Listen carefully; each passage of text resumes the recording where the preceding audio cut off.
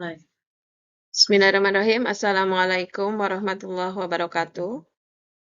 Untuk video kali ini, saya akan menyampaikan tentang materi interaksi desa dan kota.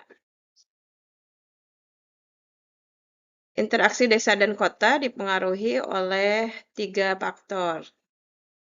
Yang pertama, regional complementarity, yang kedua, intervening opportunity, dan yang ketiga, spatial transferability. Faktor yang pertama adalah regional complementarity, yaitu wilayah-wilayah yang saling melengkapi. Wilayah yang saling melengkapi adalah salah satu syarat terjadinya interaksi dua ruang atau wilayah, di mana wilayah yang saling melengkapi ini terjadi interaksi apabila wilayah yang satu surplus dan yang satu lagi minus. Nah, maka akan terjadi adanya dua kebutuhan yang saling melengkapi. Kemudian kesempatan untuk berintervensi atau intervening opportunity, yaitu suatu hal atau keadaan yang dapat melemahkan jalinan interaksi antar wilayah karena adanya sumber alternatif pengganti kebutuhan. Jadi, adanya interaksi antar dua wilayah bisa melemah apabila ada wilayah lain yang memberikan pengganti kebutuhan atau memberikan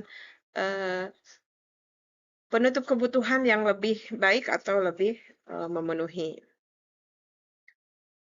Nah, yang ketiga, spatial transferability atau kemudahan transfer atau pemindahan dalam ruang.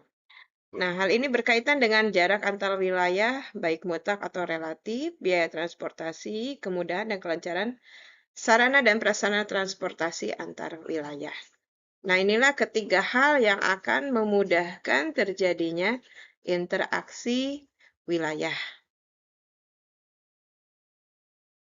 Wujud interaksi desa dan kota dalam kehidupan sehari-hari adalah sebagai berikut. Yang pertama, pergerakan barang dari desa ke kota atau sebaliknya.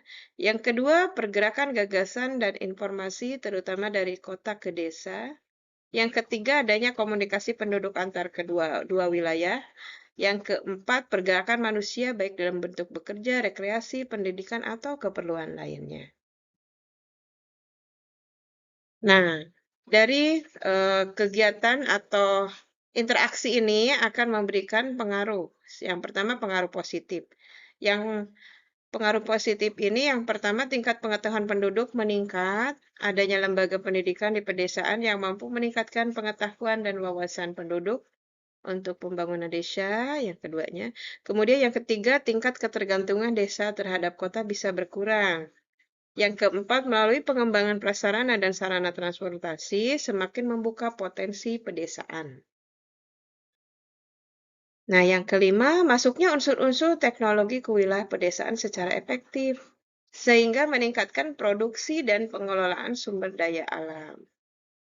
Yang keenam, bagi masyarakat kota terjadi distribusi barang-barang hasil pertanian, perkebunan, dan barang-barang lain untuk memenuhi kebutuhan penduduk kota. Pengaruh negatif dari adanya interaksi desa-kota atau interaksi wilayah. Satu, gerakan penduduk desa ke kota dapat memengaruhi jumlah penduduk desa usia produktif yang diharapkan dapat membangun desanya. Dua, banyak lahan pertanian desa yang terlantar karena urbanisasi warga. Tiga, timbulnya gejala urbanisasi.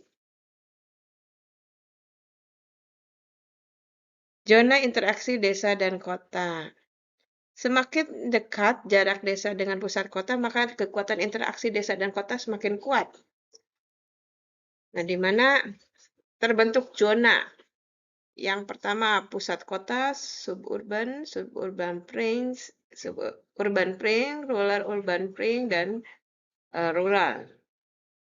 Mungkin untuk sementara sekian untuk pembahasan interaksi desa dan kota. Terima kasih. Assalamualaikum warahmatullahi wabarakatuh.